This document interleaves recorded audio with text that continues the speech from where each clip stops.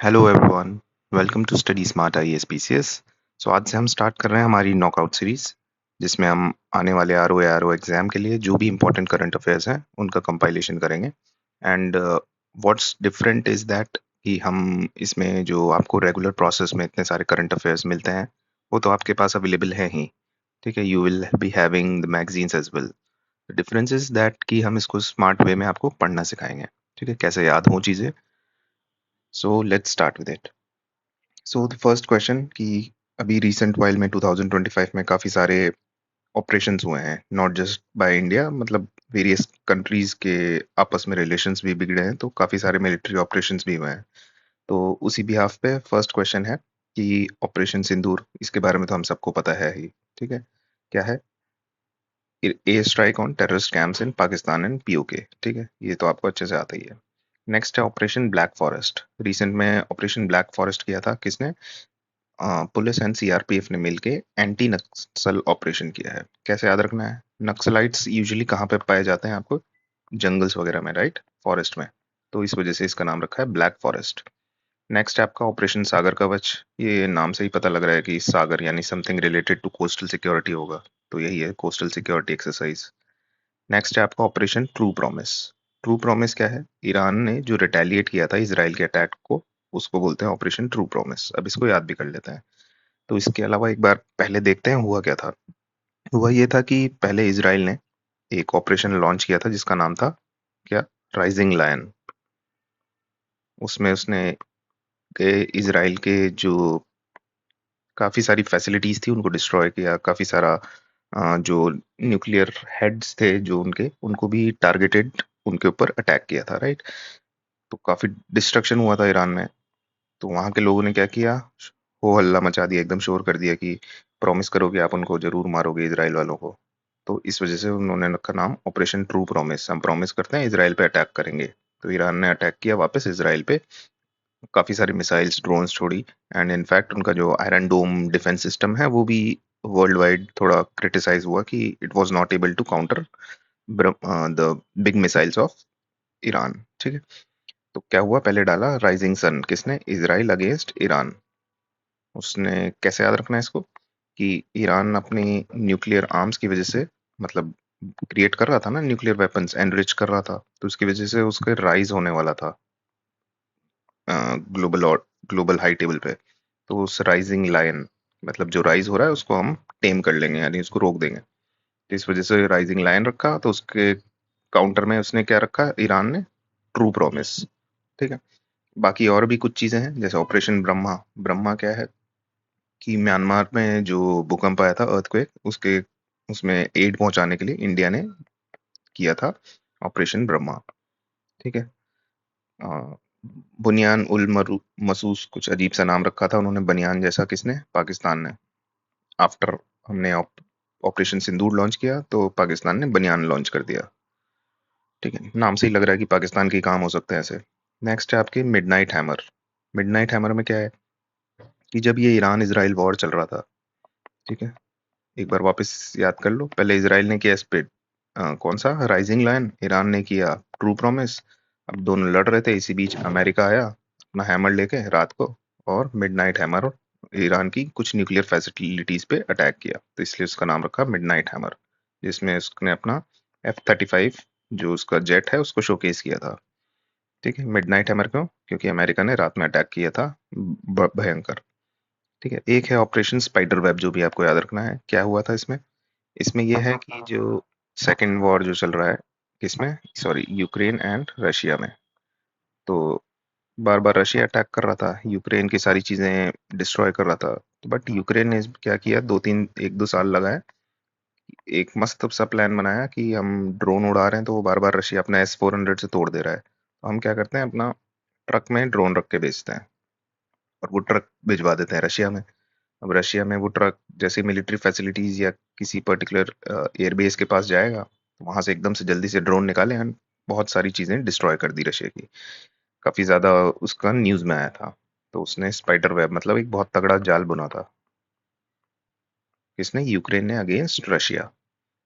और ब्रह्मा कैसे याद रखना है? कि म्यांमार के है, तो जैसे हमने देखा ना, ब्रह्मा जी के सिर ऐसे दिखते हैं, ऐसे बैठे रहते हैं और ब्रह्मा जी के सिर दिखते रहते हैं, तीन, दो तीन तो दिखते ही हैं। तो इधर वाला तो देखिए, इंडिया का नक्शे के अकॉर्डिंग देखिएगा, जस्ट अ मिनट, ऐसे इंडिया है, ठीक है। और ये ब्रह्मा जी के तीन सिर। तो ये वाला सिर तो ऑपरेशन सिंदूर के लिए है, ये वाला चाइना से काउंटर करने के लिए, तो तीसरा वाला किससे बचा? ब्रह्मा म्यांमार से है। ठीक है, ऐसे याद रखने का तरीका है बस। नेक्स्ट चलते हैं, match the following awards, awards और उनके रिसिपिएंट्स से। तो पहला है बड़चोल दलित साहित्य पुरस्कार। ठीक है, वारचोल दलित साहित्य पुरस्कार, ये किसको मिला है? आपके पी शिवकामी को मिला है। नेक्स्ट है आपका संगीत कलानिधि अवार्ड, ये मिला है आपका आर के श्रीराम कुमार को। नेक्स्ट है आपका ज्ञानपीठ अवार्ड, जो कि मिला है विनोद शुक्ला को। और वर्ल्ड फूड प्राइज मेरी एंजेला हंगेरिया को। ठीक है, ये सामने सामने ही कनेक्टेड है सारे। तो 1 2 3 4 इज द आंसर, याद करने का देखते हैं। देखिए, वर्ल्ड फूड प्राइज, तो फूड प्राइज में कोई हंगरी होगा उसको ही मिलेगा ना, तो हंगरिया में हंगरी। ठीक है, ज्ञानपीठ अवार्ड, तो ज्ञानपीठ, तो ये 59th है, याद रखिएगा। अगर 58th पूछ ले तो आपको काफी सबको पता होगा कि वो वीरभद्राचार्य महाराज जी को मिला था। बट 59th मिला है कि विनोद शुक्ला को। एकदम सिंपल सा नाम, जो हमारे पंचायत सीरीज में विनोद है ना, है विनोद।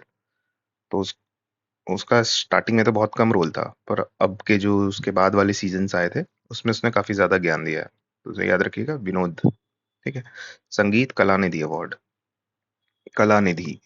ठीक है, तो ऐसे याद रखिएगा कि जैसे कला, हम बोलते हैं ना, हे प्रभु तेरी लीला अपरंपार है, तो उसकी जगह कला याद रखिएगा। और प्रभु से श्री राम है, सबके प्रभु। ठीक, तो कला निधि मतलब कला, कला को आप याद रखिएगा, हे प्रभु तेरी लीला अपरंपार है, या फिर तेरी कलाएं जग जाहिर है। ठीक है, तो श्री राम। नेक्स्ट है आपका वर्चुअल दलित साहित्य पुरस्कार। तो पहले के जमाने में क्या होता था, दलित लोगों से काम करवाया जाता था। बट अब जैसे जैसे सोसाइटी प्रोग्रेस कर रही है, वैसे वैसे क्या हुआ कि अब वो रिसिपिएंट्स बन रहे हैं इन अवार्ड्स के। तो इस वजह से पहले दलित को काम करवाया जाता, अब देखे क्या है, शिव काम, सिर्फ शिव के काम करवाया जाता है, शिवा के लिए काम।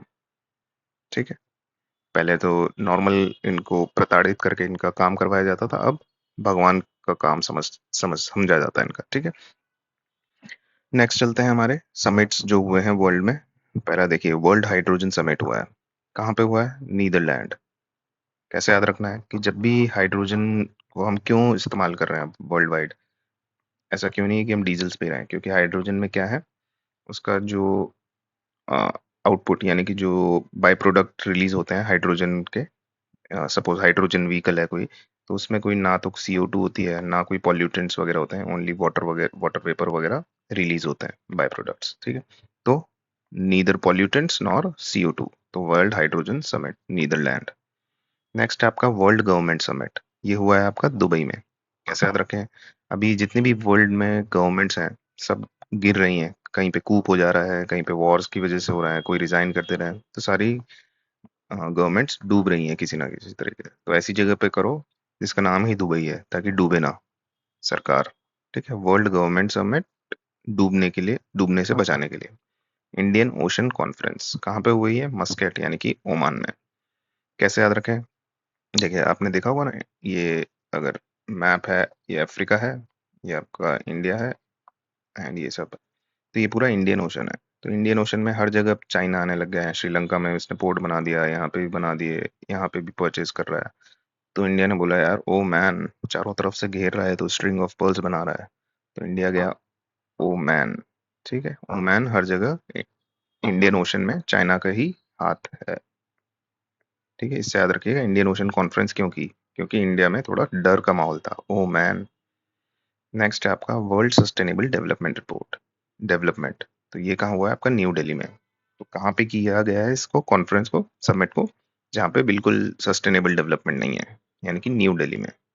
ठीक है, हैप्पीजार्ड डेवलपमेंट है, वी ऑल नो। ठीक है, तो एक बार वापस देख लीजिए, हाइड्रोजन समिट कहाँ है? नीदरलैंड। नीदरलैंड मतलब कि neither pollutants nor any CO2 वगैरह कुछ रिलीज नहीं हो रहा, ओनली वाटर वेपर्स। ठीक है, नेक्स्ट है आपका दुबई में क्या हुआ है? गवर्नमेंट समिट, क्यों? गवर्नमेंट डूबे ना इसलिए। इंडियन ओशन कॉन्फ्रेंस क्यों गई है? इंडिया के अंदर डर था चाइना का, यानी कि ओ मैन हर जगह चाइना ही China. World sustainable development, world's most unsustainable place. ठीक है, नेक्स्ट पे देखते हैं, which of the following pair is correctly matched? Shivaji temple inauguration Pune में हुआ है। सरस्वती पुष्करलू फेस्टिवल केरला में है। एरो इंडिया फेस्टिवल हुआ था जो, वो कहाँ पे है? बेंगलोर में हुआ था। या ऑपरेशन नादेर क्या है? उड़ीसा में हुआ है। तो देखते हैं। तो देखिए, आपका जो शिवाजी का जो टेम्पल खोला है वो पुणे में नहीं है, थाने में है तो महाराष्ट्र में ही, बट थाने में है। कैसे याद रखना है कि देखो, थाने में शिवाजी जो है वो एक चीज ठान लेते थे ना, जो वो करके ही दम लेते थे, तो ठान लेते थे तो थाने। ठीक है, Saraswati Pushkaralu festival, it it is in Telangana. ठीक है, इसको कैसे याद रखें कि जब भी हम मसाज वगैरह करवाते हैं या कर लेते हैं तो तेल से मसाज लेते हैं, और मसाज जो देने वाले होते हैं भैया, वो एकदम आपको निचोड़ देते हैं, पुश कर देते हैं। ठीक है, तो पुश कर लू है आपका तेलंगाना में, तेल से याद रखिएगा। नेक्स्ट है आपका एरो इंडिया, ये बैंगलोर में हुआ था, राइट? तो इसको आपने काफी न्यूज में भी देखा देखा होगा, जिसमें F-35 आया था, उसने अपना शोकेस किया था, और इसी बीच से खोई आ गया था, उसने अलग अटेंशन ग्रैब किया था। ठीक है, तो ये बैंगलोर में हुआ था, और वैसे भी जितने भी ये डिफेंस के समिट्स हैं, ये सब चीजें हैं, ये बैंगलोर में ही होती हैं ज्यादातर। नेक्स्ट है आपका ऑपरेशन नादेर। ऑपरेशन नादेर आपका हुआ था जम्मू एंड कश्मीर में, ये ऑपरेशन है। ठीक है, तो उड़ीसा में तो क्यों ही करेंगे ऐसा ऑपरेशन। इसमें क्या था, वो पोस्ट पुलवामा जो टेररिस्ट ऑर्गेनाइजेशन है, जो टेररिस्ट है, उनको पकड़ने के लिए ऑपरेशन नादिर चलाया गया था। क्यों? उनको अब नहीं है हमको डर टेररिस्ट का, क्योंकि अब हम रिटेलिएट करेंगे अच्छे से, तो अब नहीं है डर। नादिर। नेक्स्ट है आपका, where was the world's first audio visual entertainment summit? World में हुआ है पहले तो देखिए, वर्ल्ड का ऑडियो विजुअल एंटरटेनमेंट समिट, जिसको बोलते हैं वेव समिट, कहाँ पे हुआ था? तो आंसर इज मुंबई। कैसे? कैसे याद रखना है? तो देखिए, ऑडियो और सॉरी, एंटरटेनमेंट, पहले तो एंटरटेनमेंट सुनते ही इंडिया में जो सपनों की नगरी है जहाँ पे सारा बॉलीवुड वगैरह है, कौन सा है? मुंबई में है पहले चीज। ठीक है, और ऑडियो और विजुअल, ठीक है, ऑडियो मतलब मुंह, तो नाम भी मुंह से ही याद होना चाहिए, मुंबई। ठीक है, ये वाला ज्यादा तरीका बेटर रहेगा। एंटरटेनमेंट सिटी कौन सी है? मुंबई, तो Mumbai is the answer. Next पे चलते हैं। Which of the following statements regarding Human Development Report 2025 are correct? This year's report is titled as Choice of Questions, People and Prospects in the Age of AI. India ranks 130th in this index and Denmark ranks first in this year's index. तो देखिए, पहला तो India की rank 130 है, ये याद रखिएगा। Next, Denmark नहीं है फर्स्ट, आइसलैंड है फर्स्ट। ठीक है, एंड ये रिपोर्ट का टाइटल तो सही है। कैसे याद रखना है? देखिए, आपने देखा होगा ह्यूमन की डेवलपमेंट, ह्यूमन का डेवलपमेंट वाला फेज क्या होता है? 1 साल से लेकर 30 साल तक। जैसे 30 क्रॉस करते हैं, उसके बाद जोड़ों में दर्द, एसी कम, एसी का टेम्परेचर बढ़ाओ, ये सब दिक्कतें आने लगती है, वॉक नहीं हो पा रही है। ठीक है, तो 30 तक आप ठीक ठाक रहते हैं, ह्यूमन का डेवलपमेंट होता है। तो 1 से 30 मतलब 130। और डेनमार्क की जगह आइसलैंड कैसे याद रखें? ये वहां पे एकदम बर्फ बर्फ है। ठीक है, आइसलैंड, बर्फ का लैंड, तो बर्फ में एकदम मस्त डेवलपमेंट हो रहा है सबका, प्रॉपरली एक्लेमेटाइज हो रहे हैं, कोई बीमारी वगैरह भी नहीं हो रही, तो आइसलैंड यानी कि ठंडक वाले माहौल में प्रॉपरली डेवलप हो रहा है। ठीक है, नेक्स्ट क्या है आपका?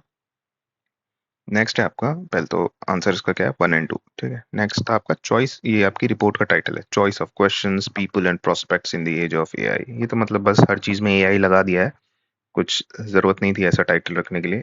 लग रहा है चैट जीपीटी से टाइटल बनाया इन्होंने। ठीक है, तो ऐसा अजीब सा लंबा सा टाइटल आएगा तो समझ जाइए चैट जीपीटी से ह्यूमन डेवलपमेंट रिपोर्ट वालों ने कॉपी किया है।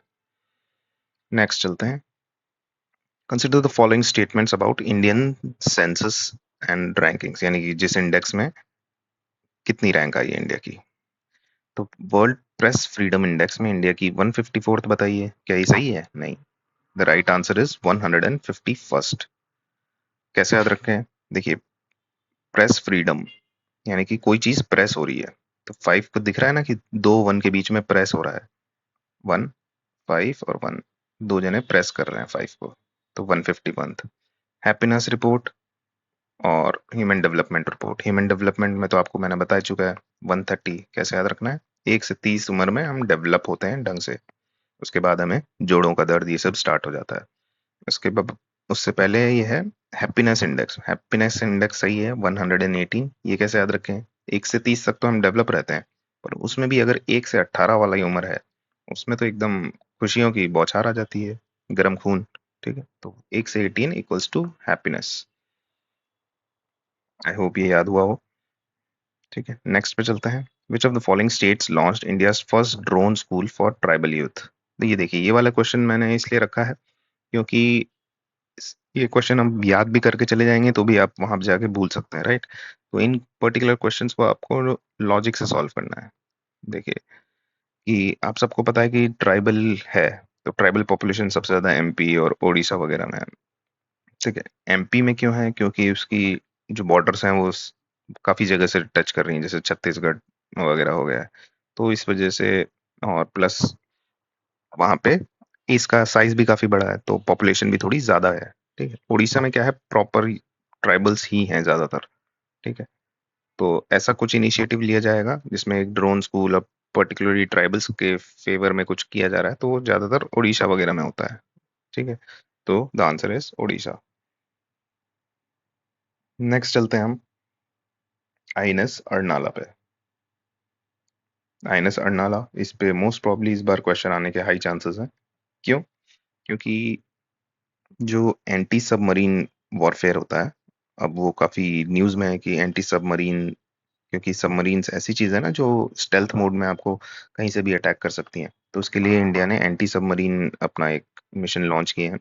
उसका फर्स्ट में आईएनएस अर्नाला लॉन्च हुआ है। आईएनएस अर्नाला, तो क्या है ये? एंटी शिप वॉरफेयर क्राफ्ट है। ठीक है, तो in June 2025, INS Arnala was commissioned into Indian Navy at Vizag Dockyard। ठीक है, सही है ये तो। INS Arnala was built under public private partnership। ठीक है, ये तो ठीक है। उससे इंपॉर्टेंट चीज ये है कि इंडिजिनस है, इंडिया ने खुद बनाया है। क्या है ये? Anti submarine Warcraft. नेक्स्ट है आपका, which novel was awarded as the international Booker prize in year 2025? 2025 में इंटरनेशनल बुकर प्राइज किस नॉवल को मिला? द नॉवल का नाम है हार्ट लैम्प। ठीक है, एक तो हार्ट लैम्प है, और किसने इसको लिखा था? उसका नाम है बानू मुश्ताक। कैसे याद रखें? देखिए, आपने वो गाना सुना है, बीड़ी जलाई ले जिगर से पिया? तो जब वो गाना लॉन्च हुआ था, उस टाइम पे काफी उसके खिलाफ प्रोटेस्ट हुआ था कि ऐसे क्यों हम अश्लील चीजें क्यों प्रमोट कर रहे हैं। तो उसको रिक्वेस्ट आई थी कि इसको बैन कर दो। किसको? बीड़ी जलाई ले जिगर से पिया, क्यों? जिगर में, हार्ट में बहुत आग है। किसकी वजह से आग है? लैंप की वजह से। ठीक है, तो इसको क्या करो? बैन करो। तो ये आपको याद रहेगा। एंड ऐसी और ट्रिक्स हमारे जो डिफरेंट कोर्सेज हम लॉन्च करते हैं, उसमें अगर आपने देखा हो कि एक कोर्स लॉन्च किया हमने ग्रंथ नाम से। ठीक है, जिसमें हम घटना चक्र जितनी भी हैं, ऑल ऑफ द घटना चक्र, हम इसको पूरे को ऐसी ही फनी ट्रिक्स के थ्रू, लॉजिक्स के थ्रू हम पूरा याद करवा रहे हैं।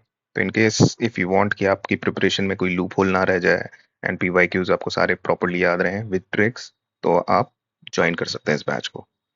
नेक्स्ट है आपका, recently Ghatampur thermal power project unit 1 was inaugurated by PM Modi. ठीक है, और कौन सी सिटी में हुआ है? उत्तर प्रदेश की। तो देखिए, पहला अगर आप दिमाग लगाएं तो आपको पता है कि ऐसी ज्यादातर इंडस्ट्रीज वगैरह कहाँ पे हैं? कानपुर में है। ठीक है, ये तो पहला लॉजिक। दूसरा, याद करने का तरीका क्या है?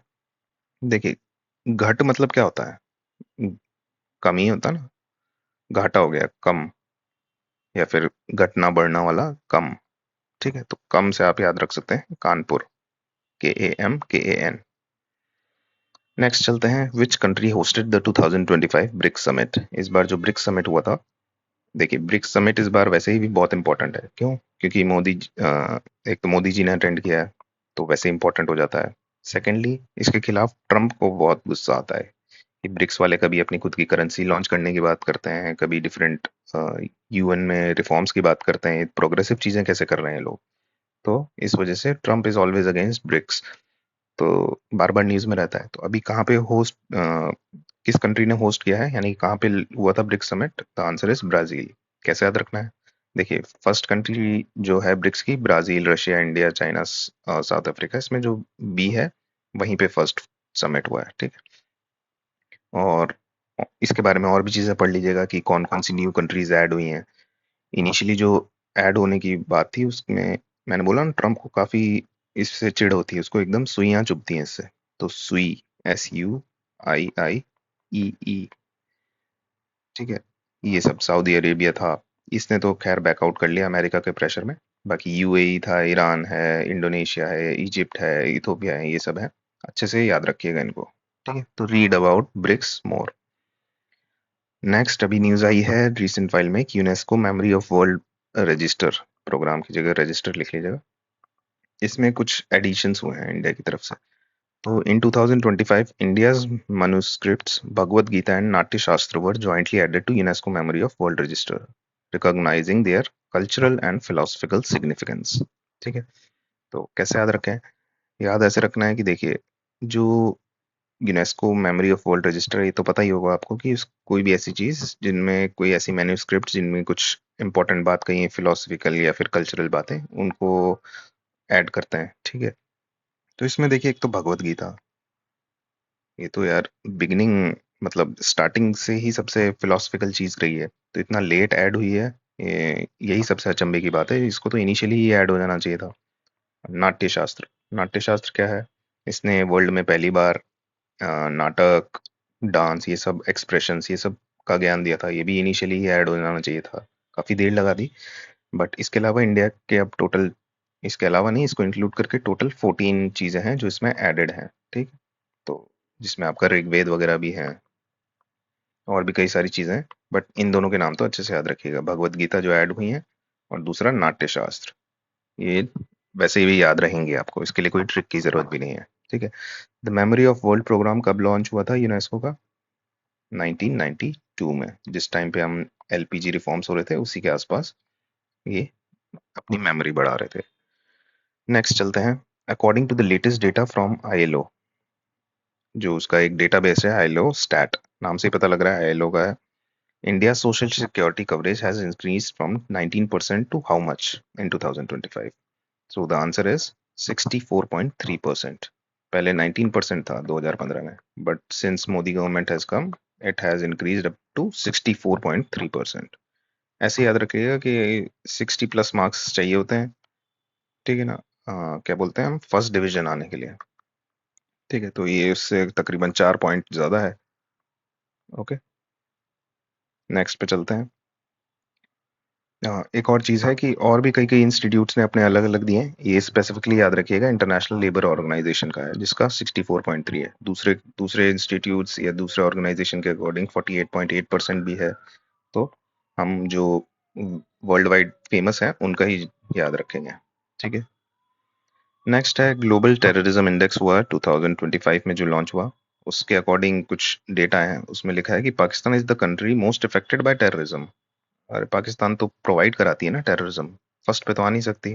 बट ऐसा नहीं है कि बहुत दूर है इसकी रैंकिंग, सेकंड पे ही बैठे हैं।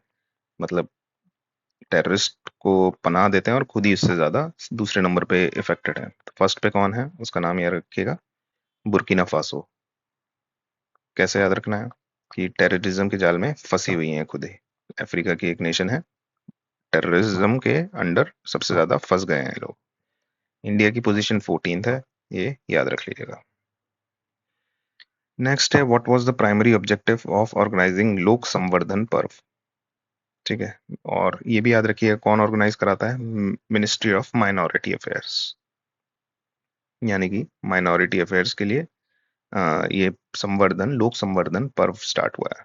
तो यानी कि कुछ ना कुछ ट्राइबल्स या जो ऐसी कम्युनिटी हैं जो माइनॉरिटीज में है, उनके लिए ही कुछ पर्व है, मतलब कोई फेस्टिवल ऑर्गेनाइज किया है। तो क्या ये उनमें रूरल स्पोर्ट्स को प्रमोट करता है? तो अगर स्पोर्ट्स को करता तो ऐसा संवर्धन नाम तो नहीं रखता है, ठीक है। Awareness drive on constitutional rights.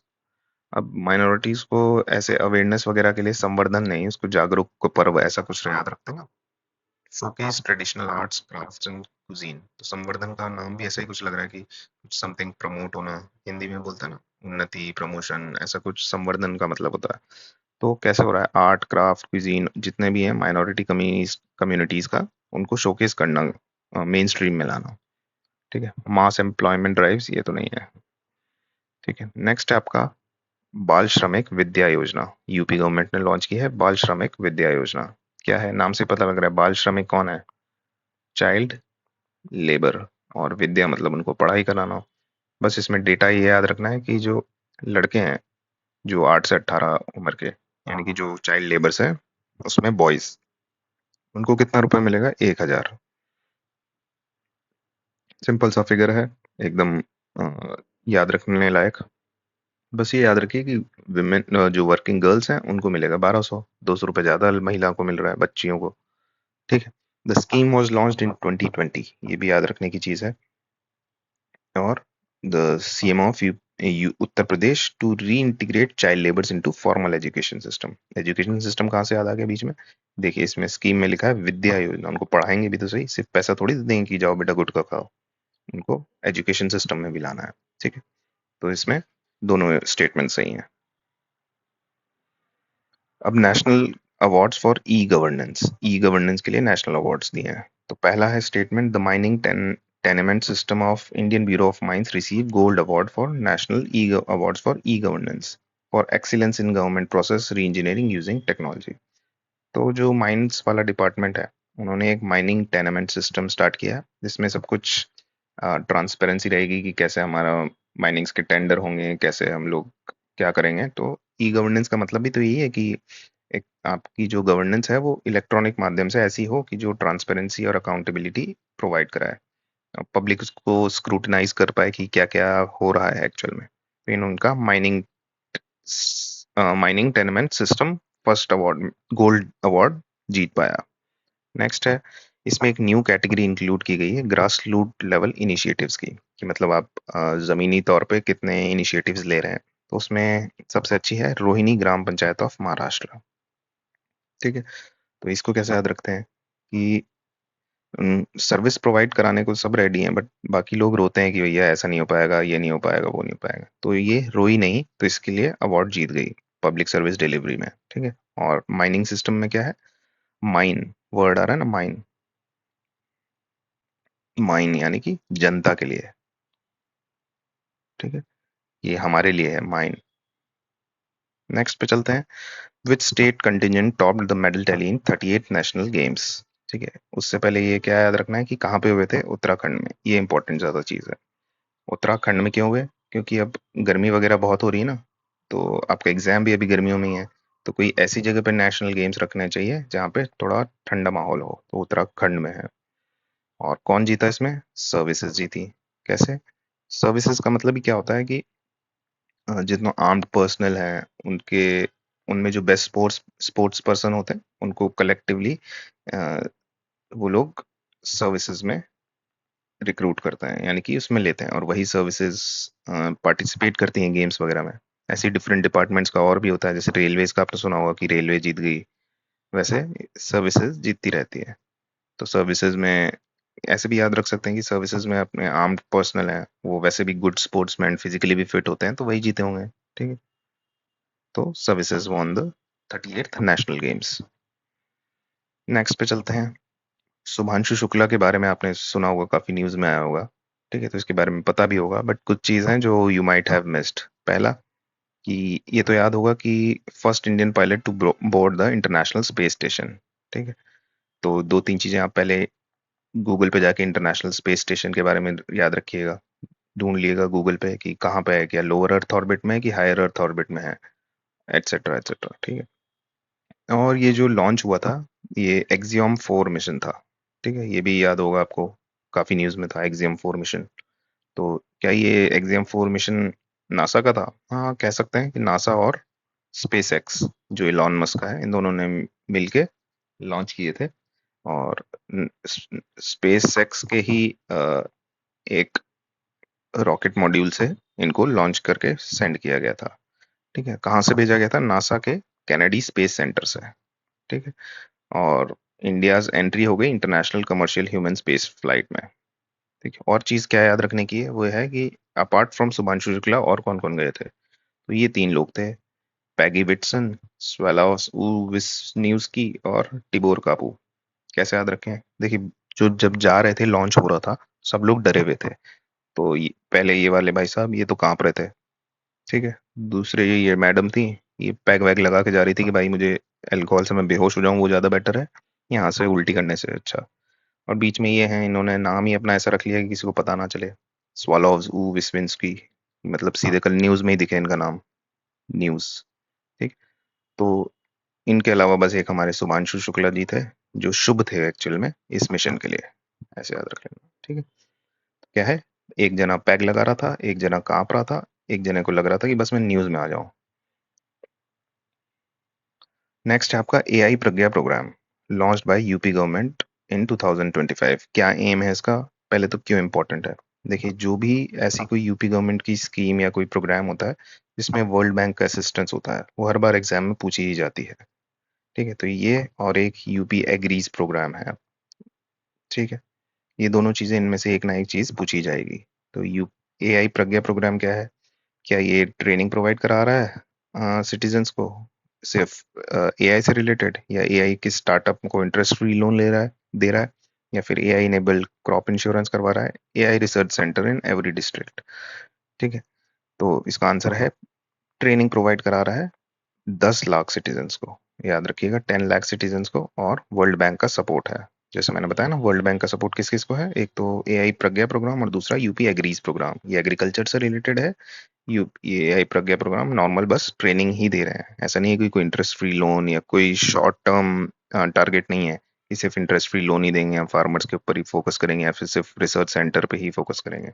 बस ट्रेनिंग दे रहे हैं आम जनता को। नेक्स्ट क्या है?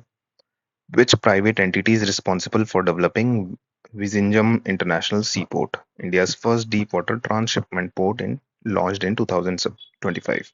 पहले तो ये याद रखिए कि ये जो इंटरनेशनल सी पोर्ट है, लॉन्च हुआ है इंडिया द्वारा, ये इंडिया का पहला डीप वाटर ट्रांसशिपमेंट पोर्ट है, और वो भी नेचुरल डेप्थ है इसके पास। ठीक है, तो इसकी वजह से क्या है कि जैसे सपोज ये इंडिया है, यहाँ पे लॉन्च हुआ है, यहाँ पे बना है, उसमें ट्रांसशिपमेंट पोर्ट क्या है कि पहले यहाँ पे दो, सारा माल यहाँ पे इकट्ठा होगा, और यहाँ से फिर हम मेन पोर्ट पे ले जाएंगे। तो ट्रांसशिपमेंट, डायरेक्ट नहीं कर रहा है, ट्रांसफर कर रहा है अपने शिपमेंट्स को। ठीक है, और एक तो देखिए लोकेशन कितनी इंपॉर्टेंट है कि सारी ट्रेड वगैरह यहीं से होती है, international sea lines of communication जिसको बोलते हैं, यहीं से पास होते हैं। तो इसकी इंपॉर्टेंस इसकी लोकेशन भी है और इसकी डेप्थ वगैरह भी है। ठीक है, तो ये किसने डेवलप किया है? अभी किसका बोलबाला है हर जगह? अडानी का है। ठीक है, तो अडानी जी ने ही लॉन्च करवाया है इसको। नेक्स्ट है, which city was declared as India's first beggar free city in May 2025? तो beggar free city, Indore is the answer. आपने देखा होगा इंदौर में सफाई का काफी ज्यादा वो है कि इतनी बार, हर बार स्वच्छता सर्वेक्षण अवार्ड भी जीत जाता है। ठीक है, तो उन्होंने क्या बोला, सफाई में हम साथ साथ भिखारियों की भी सफाई कर देंगे। ठीक है, और ऐसा नहीं किया कि उनको किसी को उठा के सबको जबरदस्ती फेंक दिया कहीं अंदर की बाहर मत निकलना, उनको मतलब थोड़ा कैपेसिटी बिल्ड करके उनको मेन स्ट्रीम में लेके आए हैं। रिहैबिलिटेशन इनिशिएटिव है एक। और ऐसे भी याद रख सकते हैं कि इंडिया बैगर फ्री सिटी है, यानी कि सब बैगर्स को बोला आप घर के अंदर ही रहो, इंडोर में ही रहो। ठीक है, इंडोर। नेक्स्ट है आपका, which Indian private aerospace company set to launch Vikram first? मतलब ऑलरेडी लॉन्च कर दिया है, the country's first privately developed orbital rocket in 2025। ये आप देख लेना एक बार कि लॉन्च हुआ है कि नहीं। तो अग्निकुल, इसरो, पिक्सेल और स्काई रूट, ये ऑप्शंस है। तो जिसके नाम में ही स्काई है वही तो करेगा ना ऐसा काम। अग्निकुल और इसरो तो करेगा नहीं, क्योंकि एक तो प्राइवेटली लॉन्च्ड है, पिक्सेल इंडिया में इतना ज्यादा अभी ग्रो नहीं हुआ है। ठीक है, अग्निकुल और स्काई रूट में से स्काई वर्ड जिसमें आ रहा है उसने ही अपना खुद का विक्रम 1 लॉन्च किया है।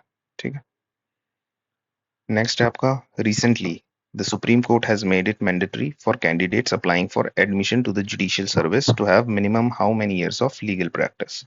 तो सुप्रीम कोर्ट ने बोला है कि आप सब जुडिशली के एग्जाम देने आ जाते हो बिना कोई एक्सपीरियंस के, और इसकी वजह से हमारा कंपटीशन टफ हो जाता है, कट ऑफ हाई जा रही है। तो अब उसने बोला है कि ऐसा करिए, 3 साल का एक्सपीरियंस मिनिमम लेके आइए, तभी आप एलिजिबल होंगे जुडिशरी की लीगल जुडिशली एग्जाम या जुडिशियल सर्विस के में अप्लाई करने के लिए। ठीक है, तो क्यों किया है? क्यों भाई, सुप्रीम कोर्ट है, जब उसका खुद के रूल्स हैं, जब उसने कलेजियम सिस्टम अपने बंद से बना दिया, तो ये छोटी मोटी चीजें तो बना ही सकता है। ठीक है, तो याद रखिएगा 3 इयर्स है। ओके, सो आज के लिए 25 क्वेश्चंस ही, आगे हम थोड़ा और क्वेश्चंस को करेंगे, मल्टीपल स्टेटमेंट्स क्वेश्चन लेके आएंगे, सो दैट आपके ज्यादा से ज्यादा चीजें कवर हो जाए। Good luck for your exam, thank you and have a nice day.